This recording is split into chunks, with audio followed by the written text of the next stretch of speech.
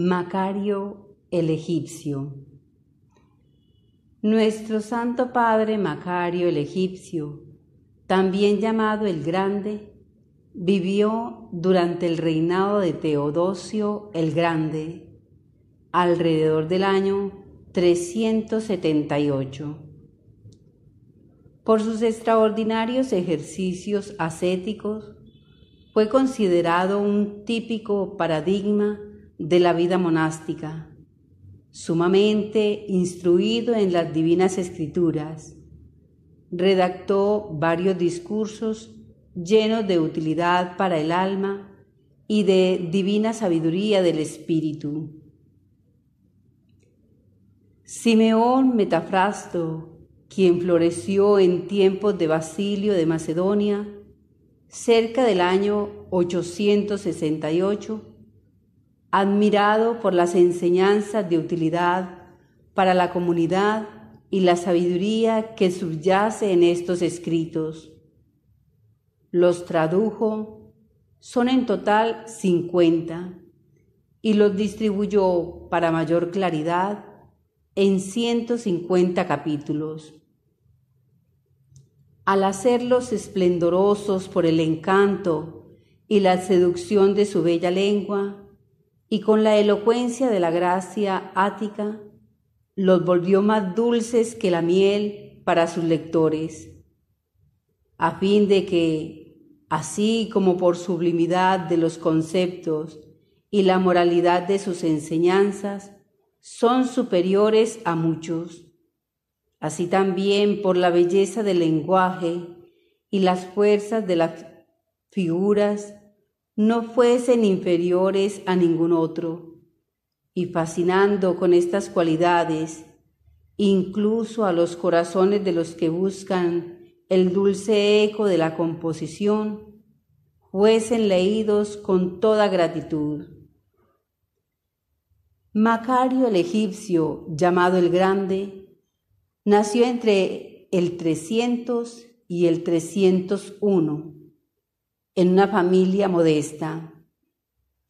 Siendo todavía un muchacho, ejerció la profesión de camellero en el valle del Salnitro, actual Audí el Natrum.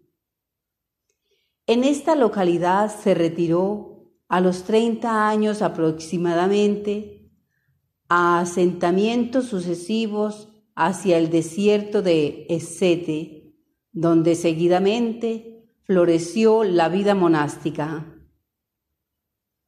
Macario vivió una parte de su retiro en una doble gruta, celda y oratorio, que había excavado en la cima de una roca. Las fuentes hablan de numerosos encuentros entre Macario y Antonio, del cual puede considerarse un auténtico discípulo. Por consejo de éste, aceptó ser ordenado presbítero y fue a su vez maestro de discípulos famosos, entre ellos Evagrio. En el 373, a raíz de la persecución arriana, Macario fue exiliado. Volvió a su retiro de Escete después de 2 años y allí murió, en el 390. Macario es uno de los más notables padres del desierto. Unió en su persona austeridad y dulzura, deseo de soledad y huida de los hombres, así como una gran misericordia. Fue por ella, y no por su gran ascesis o su oración, por lo que lo llamaban Dios en la tierra. Prueba de la autoridad de Macario es el hecho de que, sobre la base de la tradición griega y de las antiguas traducciones, se le atribuyó, hasta principios de este siglo, todo el conjunto de escritos que toman el nombre de Macariana, entre los cuales solo una carta puede considerarse auténtica. Los escritos traducidos a continuación están comprendidos en las páginas 34, 841, 968. También se encuentran los traducidos al inglés en el volumen 3 de la Filocalía, Londres, Boston, 1984. Paráfrasis de Simeón Metafrasto de los 50 discursos de Macario el egipcio, en 150 capítulos. Sobre la perfección en el espíritu. Cada uno de nosotros adquiere la salvación por gracia y don divino del espíritu y puede llegar a la medida perfecta de la virtud con la fe, con la caridad y con la lucha del libre albedrío, para heredar, ya sea por gracia como por justicia, la vida eterna. No puede hacerse digno del progreso perfecto solo por la potencia y la gracia divina, sino ofrece al mismo tiempo los frutos de su propio trabajo. Ni alcanza la medida perfecta de la libertad y de la pureza solamente por su propia solicitud y su propia potencia, sino concurre a ello desde lo alto la mano divina, puesto que está dicho: si el Señor no construye la casa, en vano se afanan los constructores. Y si el Señor no guarda la ciudad, en vano vigila la guardia. Segundo, pregunta: ¿cuál es la voluntad de Dios hacia la cual, como creo, el apóstol nos empuja a cada uno de nosotros, exhortándonos a alcanzarla? Respuesta: la purificación perfecta de todo pecado, ser libres de las pasiones deshonrosas y adquirir la virtud suma, es decir, la purificación y la santificación del corazón, que se realiza con la comunión del perfecto y divino Espíritu. En plena certeza está dicho: bienaventurados los puros de corazón, porque verán a Dios. Y también: sed perfectos, como es perfecto el Padre nuestro celestial. Y David dice: sea mi corazón perfecto en tus preceptos, para que no sea confundido. Y luego: entonces no tendré vergüenza alguna al mirar a todos tus mandamientos. Y al que aún pregunta: ¿quién subirá al monte de Yahvé? ¿O quién podrá estar en su recinto santo? Responde: el de manos limpias y puro corazón, significando con esto la perfecta destrucción del pecado cumplido en obras y pensamiento. Tercero, el Espíritu Santo dice: sabiendo que de las pasiones invisibles y escondidas es difícil librarse y que ellas están como arraigadas en el alma, muestra a través de David cómo debe hacerse una purificación. De las faltas ocultas, límpiame, dice. Esto es, que a nosotros podemos destruirlas con la súplica, la fe y la perfecta inclinación hacia Dios, por la sinergia del Espíritu, pero también sintiéndolas y vigilando con mucho cuidado nuestro corazón. Cuarto, también el bienaventurado Moisés, mostrándolo figuradamente, dice que el alma no debe ser de dos opiniones del mal y del bien, sino solo del bien, y que no debemos cultivar frutos de dos especies, buenos y malos, sino solo los buenos. Así dice: no ararás tu terreno con animales de distinta especie, como un buey y un asno, sino que trabajarás tu campo juntando animales de la misma especie, es decir, que no trabajen en el campo de nuestro corazón la virtud junto con el vicio, sino solo la virtud. No tejerás lino en ropa de lana, ni lana en una de lino. No harás montar un animal por otro de distinta especie, sino que acoplarás entre sí animales de la misma especie.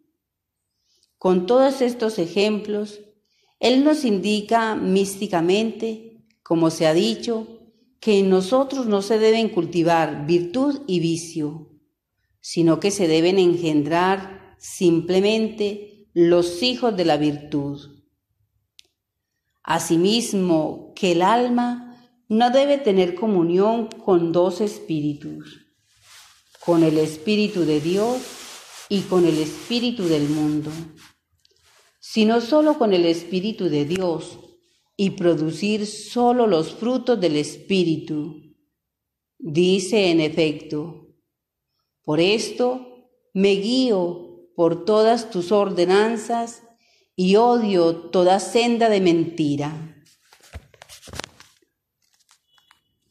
Quinto, el alma virgen y preelegida para unirse a Dios debe conservarse casta, no solo de los pecados manifiestos, como la fornicación, el asesinato, el hurto, la gula, la maledicencia, la falsedad, el amor al dinero, la avaricia y símiles, sino mucho más de los pecados ocultos, como ya hemos dicho, es decir, la concupiscencia, la vanagloria, el deseo de agradar a los hombres, la hipocresía, el amor del poder, el engaño, la inmoralidad, el odio, la incredulidad, la envidia, el amor propio, la altanería, e igualmente todos los pecados similares, porque la Escritura dice que estos pecados escondidos del alma se ponen a la par de los externos, pues Dios dispersa los huesos de su sitiador, y al hombre sanguinario y fraudulento le abomina Yahvé, indicando que Dios abomina del engaño a la par que del asesinato. Y con los que hablan de paz con su vecino, etc., y luego de corazón cometéis injusticias, y ay, cuando los hombres hablen bien de vosotros, es decir, cuando queréis tener buena fama con los hombres y os acercáis a su gloria y a sus alabanzas. Por otra parte, ¿cómo es posible hacer el bien escondido del todo? Puesto que del mismo Señor dice: brille vuestra luz adelante de los hombres. Mas dice: sed diligentes en hacer el bien por la gloria de Dios, y no por la gloria vuestra, ni porque anheléis las alabanzas de los hombres. Además, el Señor ha demostrado que hombres tales son incrédulos, diciendo: ¿cómo podéis tener fe recibiendo gloria los unos de los otros, y no buscando la gloria solamente en el único Dios? Y mira al apóstol cómo exige el crepúsculo incluso en el comer y el beber. Nos ordena que todo lo hagamos para mayor gloria de Dios, puesto que dice: ya sea que comáis o que bebáis, ya sea que hagáis cualquier otra cosa, hacedla para gloria de Dios. Y el divino Juan hace coincidir el odio con el asesinato diciendo: todo el que aborrece a su hermano es un asesino. Sexta, la caridad todo lo excusa, todo lo soporta. La caridad no acabará nunca. Con las palabras "no acabará nunca", el apóstol declara que todos los que han obtenido los dones del Espíritu por él nombrados precedentemente, pero que aún no han sido hechos dignos por la plena y operante caridad del Espíritu, de la máxima libertad de las pasiones, aún no han alcanzado la seguridad, mientras que su condición permanece en el peligro, en la lucha y en el temor por los espíritus del mal. Él, en efecto, ha demostrado que esta medida, que ya no está sujeta a caídas ni a pasiones, es tal que las lenguas de los ángeles, la profecía, toda la ciencia y los dones de curación no son nada en comparación con ella.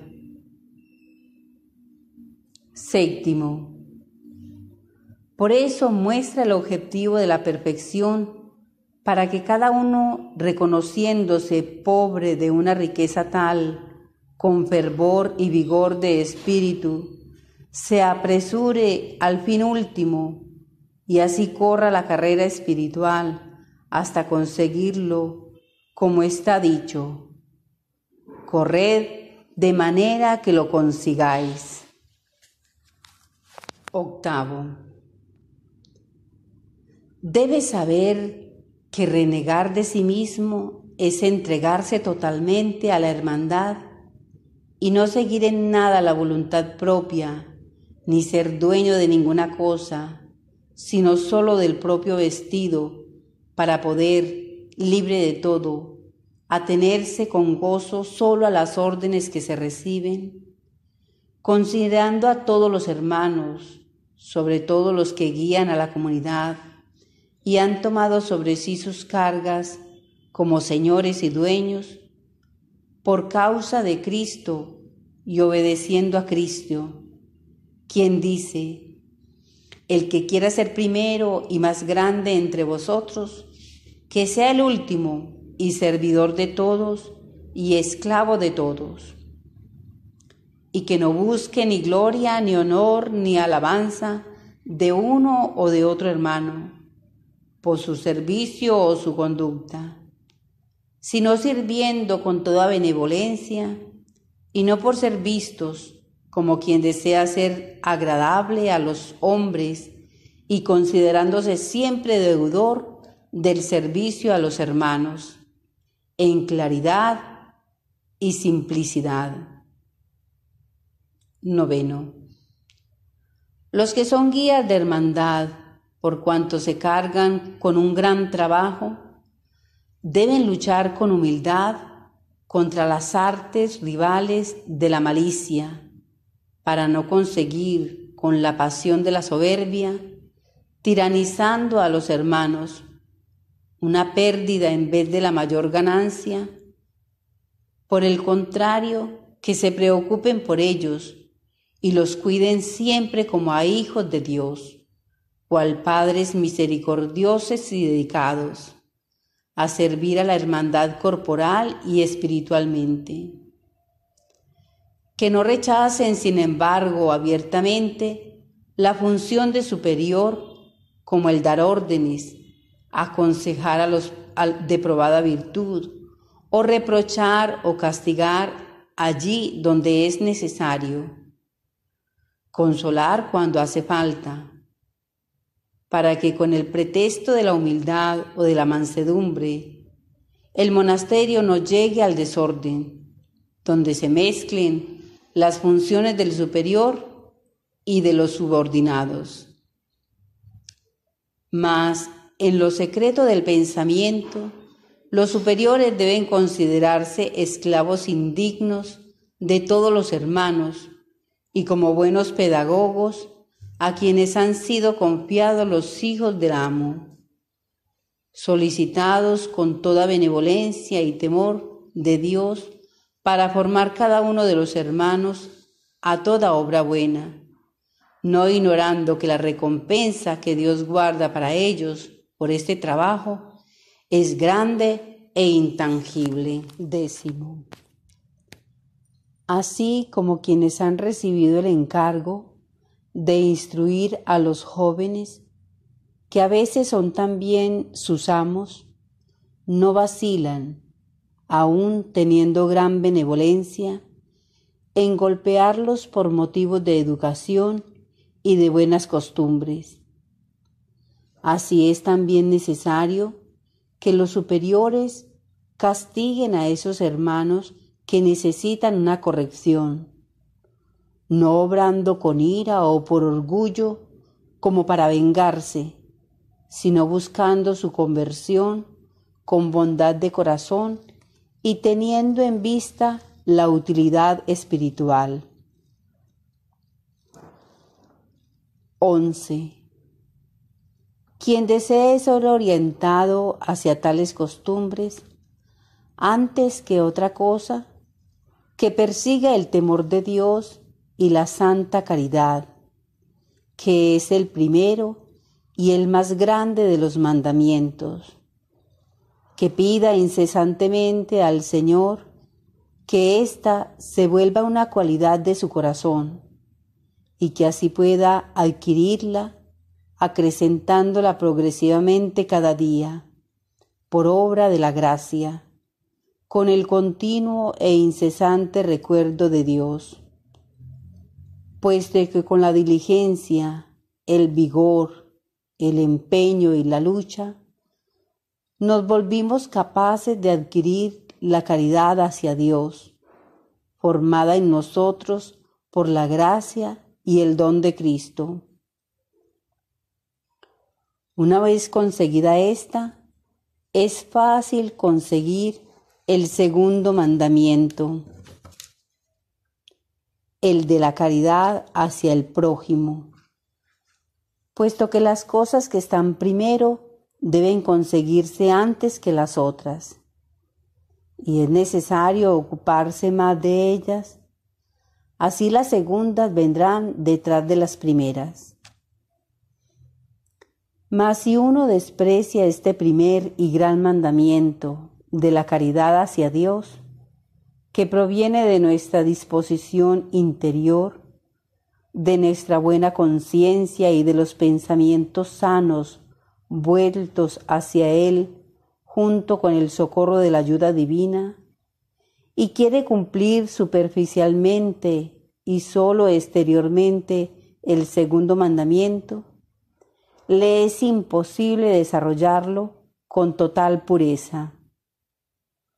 En efecto, la malicia fraudulenta, al encontrar el intelecto vacío del recuerdo, del amor y de la búsqueda de Dios, hace que los preceptos divinos aparezcan difíciles y fatigosos, encendiendo en el alma murmuraciones, tristezas y lamentos contra el servicio de los hermanos, o bien, engañando con la presunción de justicia, se envanece y les hace creer que es honorable, grande y hombre que cumple los mandamientos en grado sumo.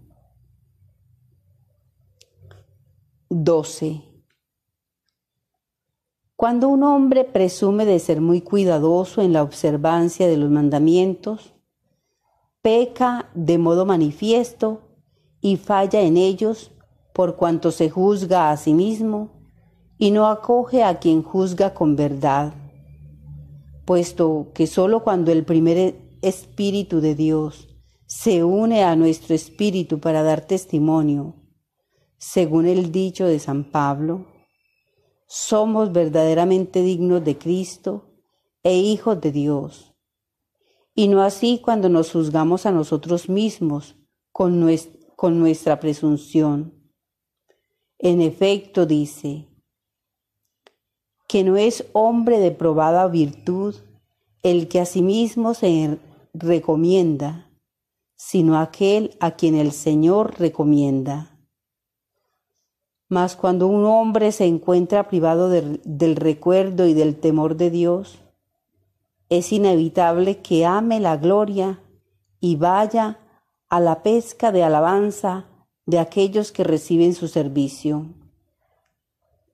Un hombre tal es acusado de incredulidad por el Señor, como ya ha sido aclarado. ¿Cómo podéis creer vosotros que aceptáis gloria unos de otros y no buscáis la gloria que viene del único Dios? 13.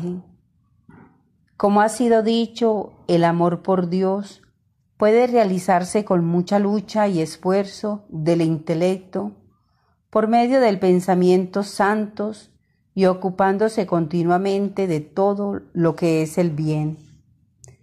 Porque el adversario obstaculiza nuestro intelecto y no le permite la comunión con el eros divino a través del recuerdo de los bienes, sino que lisonjea nuestra percepción sensible con concupiscencias terrenales. En efecto, la muerte del maligno y, por así decirlo, su asfixia se dan cuando por el amor y el recuerdo de Dios, el intelecto se encuentra libre de distracciones. De aquí también puede surgir el amor sincero por el hermano.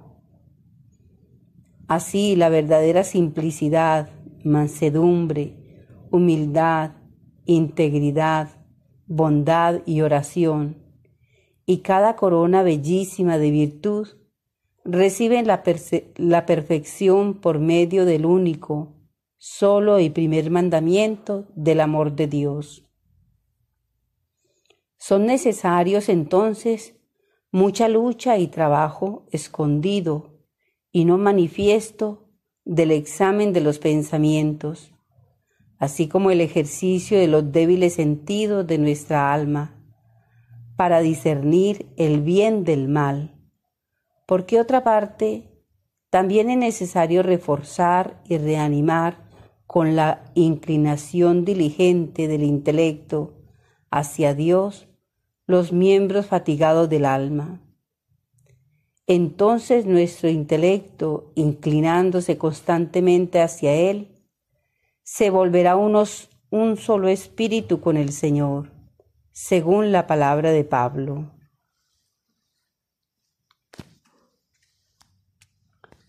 14. Sin embargo, dice, es necesario que quien ama la virtud dirija incesantemente, día y noche, esta lucha escondida, este trabajo, esta meditación, por la práctica llena del mandamiento, ya sea que rece, que cumpla un servicio o que coma, beba o cualquier cosa que haga, para que todo el bien sea hecho a mayor gloria de Dios y no nuestra. Y entonces, todo lo que respecta a los mandamientos se nos volverá fácil y agradable, puesto que el amor de Dios facilita y disuelve todo peso, puesto que, como hemos aclarado, toda la lucha y la preocupación del adversario es esta: poder distraer al intelecto del recuerdo, del temor y del amor a Dios, llevándolo con el anzuelo de las seducciones terrenales, desde el bien verdadero hacia los bienes aparentes. 15. Abraham el patriarca, al recibir a Melquisedec, sacerdote de Dios, le ofreció las primicias del botín, y así obtuvo de él la bendición. Con estas primicias el Espíritu, llevándonos a un sentido espiritual más alto, nos hace entender que ante todo es necesario ofrecer a Dios en holocausto como sacrificio sacerdotal lo mejor, la gordura y la parte elegida de nuestra mezcla toda, es decir, el intelecto mismo, la misma conciencia y la misma potencia amante del alma. Ofrecer las primicias y la parte elegida de los pensamientos rectos a su recuerdo y conservarse incesantemente libres por amor a Él, por el eros indecible y sobrenatural. Así podremos recibir cada día crecimiento y progreso, ayudados por la gracia divina, y la carga de la justicia de los mandamientos nos aparecerá liviana, si los cumplimos con pureza, irreprochablemente, obrando con nosotros el mismo Señor por nuestra fe en Él. 16. Respecto de la ascesis manifiesta, ¿qué ejercicio es el primero? Sabed, queridísimos, que las virtudes están unidas unas a otras y se mantienen firmes entre ellas como una cadena santa. Una está suspendida de la otra como la oración a la caridad, la caridad al gozo, el gozo a la mansedumbre a la humildad al servicio, el servicio a la esperanza a la fe a la obediencia y la obediencia a la simplicidad. Como a su vez están unidas una a la otra las cualidades contrarias, el odio a la ira a la soberbia a la vanagloria a la incredulidad a la dureza de corazón, la dureza de corazón a la negligencia a la relajación a la indiferencia a la asidia a la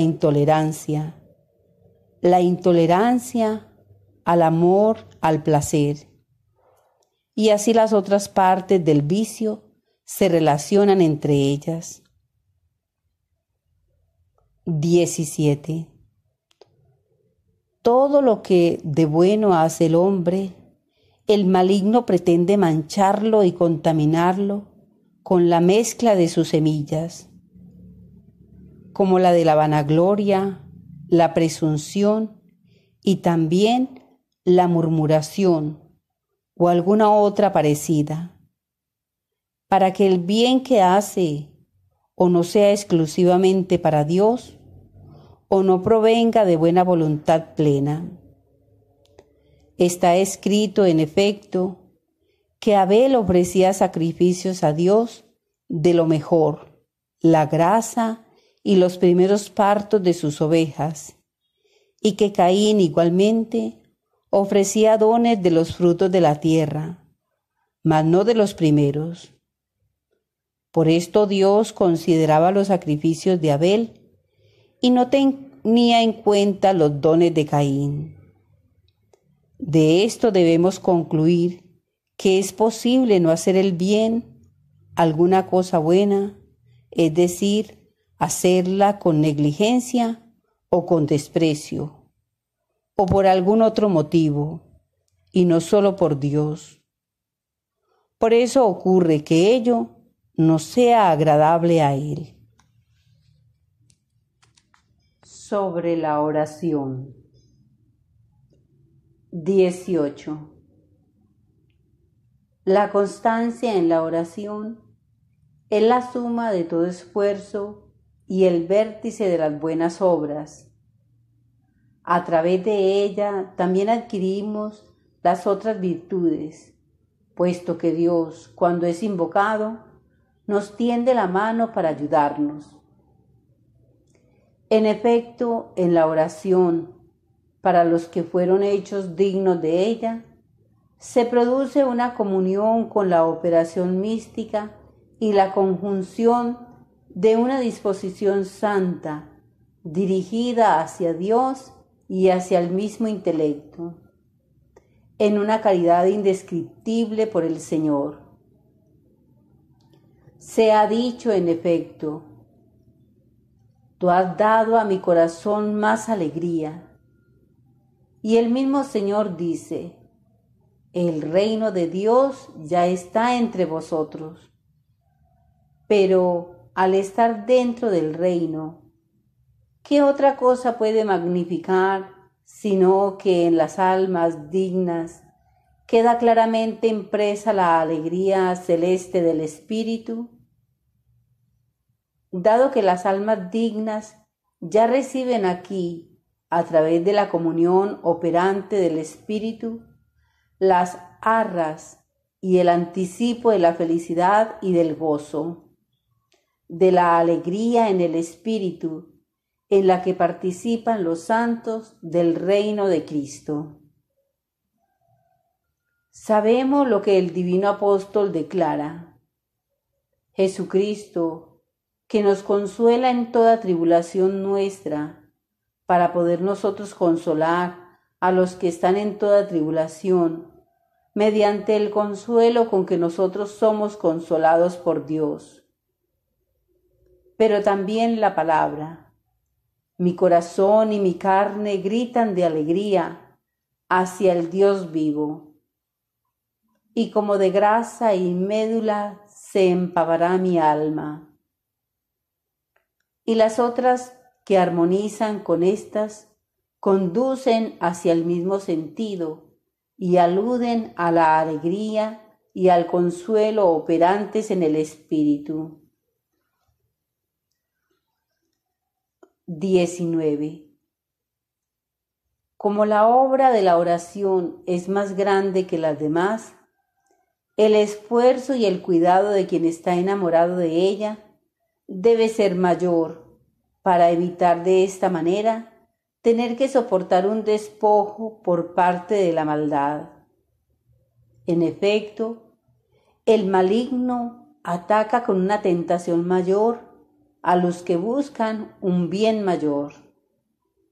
Por tanto, quien es perseverante en la oración necesita mucha sobriedad, de modo que cada día nazcan para él los frutos de la caridad, de la humildad, de la simplicidad y de la bondad, y además del discernimiento, los cuales manifestarán su progreso y crecimiento en las cosas de Dios, y de esta manera podrán consolar a los demás con la misma diligencia. 20. El mismo divino apóstol enseña a orar constantemente y a perseverar en la oración.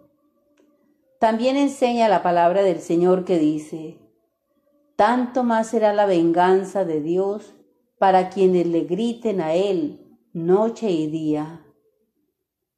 Y velad y orad. Por lo tanto, es necesario rezar siempre sin desfallecer. Pero como el que persevera en la oración ha elegido la obra principal, es necesario que escoja por este motivo la lucha y el vigor inflexibles, porque bajo la asiduidad de la oración hay muchos impedimentos por parte de la maldad: sueño, asidia, pesadez del cuerpo, pensamientos desviados, intelecto inestable, relajamiento y otras costumbres del vicio. Luego las tribulaciones y la sublevación de los mismos espíritus malignos que nos combaten y se oponen a nosotros con ardor y obstaculizan al alma que en su acercamiento a Dios lo busca sin descanso en la verdad. 21. Es necesario que quien se dedica a la oración se fortifique con diligencia y moderación, con tolerancia y lucha del alma y con el esfuerzo del cuerpo. No debe relajarse ni alimentar las desviaciones del pensamiento, consagrándose al sueño excesivo o a la asidia, a la pereza y a la confusión de palabras desordenadas e inconvenientes, o desviando la mente hacia alguna de estas cosas, considerando suficiente garantía el permanecer en posición erguida y de rodillas, mientras su intelecto permanece lejos de lo que está ocurriendo. Dado que nada impide que quien no se prepare para ser rigurosamente moderado, oponiéndose a la materia de los pensamientos superfluos, examinándolos a todos atentamente y distinguiéndolos y anhelando siempre al Señor, sea frecuentemente provocado, sin darse cuenta, a causa de la maldad. También puede suceder que se exalte respecto de aquellos que aún no saben ser perseverantes en la oración y a través de tales maldades destruya la buena actividad y la sacrifique al demonio maligno. 22. Si la humildad y la caridad, la simplicidad y la bondad no adornan nuestra oración, es decir, esta aparente oración, esta no será de nuestra utilidad. Y no hablemos simplemente respecto de la oración, sino también respecto de cada esfuerzo y fatiga, de la virginidad, del ayuno, de la vigilia, de la salmodia, del servicio o de cualquier otra actividad mediante la cual se desea obtener la virtud. Si no tuviésemos que ver en nosotros los frutos de la caridad, de la paz, del gozo, de la simplicidad, de la humildad y de la mansedumbre, de la sencillez y de la fe necesaria, de la paciencia y de la benevolencia, soportaríamos las fatigas sin utilidad alguna. En efecto, nosotros aceptamos soportar las fatigas en virtud de la utilidad de sus frutos. Pero si no encontramos en nosotros los frutos de la caridad, la actividad es totalmente superflua. De modo que si somos de esta manera, no diferimos en absoluto de las 5 vírgenes necias que por no tener en esta vida y en sus corazones el aceite espiritual, que es precisamente la operación de dichas virtudes a través del Espíritu, fueron llamadas necias y excluidas miserablemente de las bodas reales, sin haber obtenido ningún beneficio del esfuerzo que significa la virginidad. En efecto, como en el cultivo de la vid, todo cuidado y fatiga se realizan en forma anticipada ante la esperanza de los frutos. Pero si no hay cosecha, la fatiga ha sido vana. De esta manera, si no viéramos en nosotros mismos, por operación del Espíritu, los frutos de la caridad, de la paz, del gozo y de las demás virtudes que enumera el apóstol, y tuviéramos que aceptar con plena certeza y percepción espiritual el esfuerzo por la virginidad, por la oración y por la salmodia, por el ayuno y por la vigilia, sería superfluo, porque estas fatigas del alma y del cuerpo deben ser realizadas con la esperanza de obtener frutos espirituales, como ya hemos dicho. Y la producción de los frutos de las virtudes es, en los corazones fieles y humildes, gozo espiritual unido al placer incorruptible, realizado de manera inefable por el Espíritu. De esta manera, que las fatigas y los trabajos sean considerados por lo que realmente son, fatigas y trabajos, y los frutos, pero si alguien por falta de conocimiento creyera que su actividad y su trabajo son frutos del Espíritu, que no permanezca en la ignorancia, seduciéndose y engañándose a sí mismo y privándose en virtud de su estado de los verdaderos grandes frutos del Espíritu. 23. Así como quien se vuelca por entero al pecado, cumple con todas las pasiones deshonrosas contra natura, es decir, la impudicia, la fornicación, la avidez, el odio, el engaño y las demás costumbres del vicio, así como cosas naturales, en el goce y en el placer.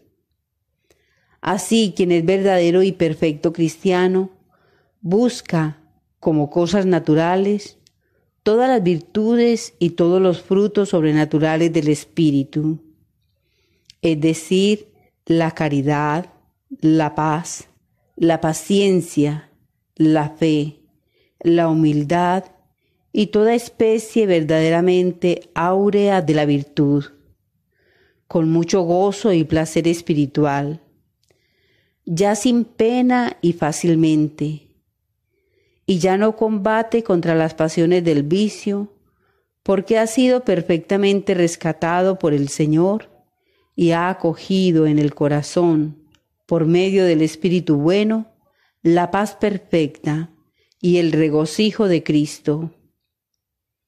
Este es quien se ha unido al Señor y se ha convertido en un solo espíritu junto con Él. 24.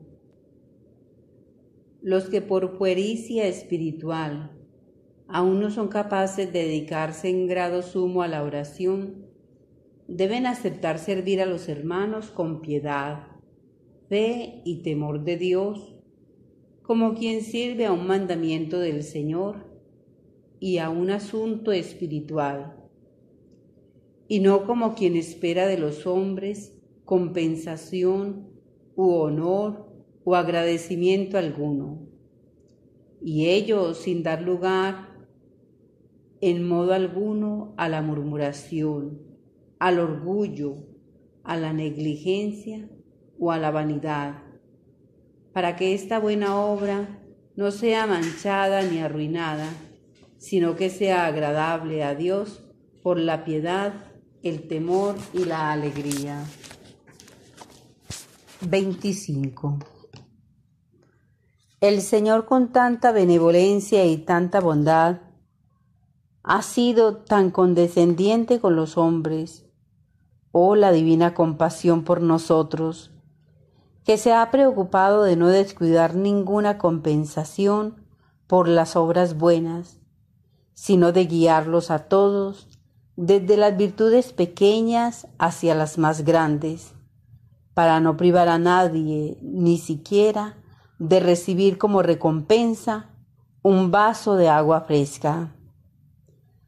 Dado que ha dicho: el que dé un vaso de agua fresca a uno de mis discípulos, en verdad os digo, no perderá su recompensa.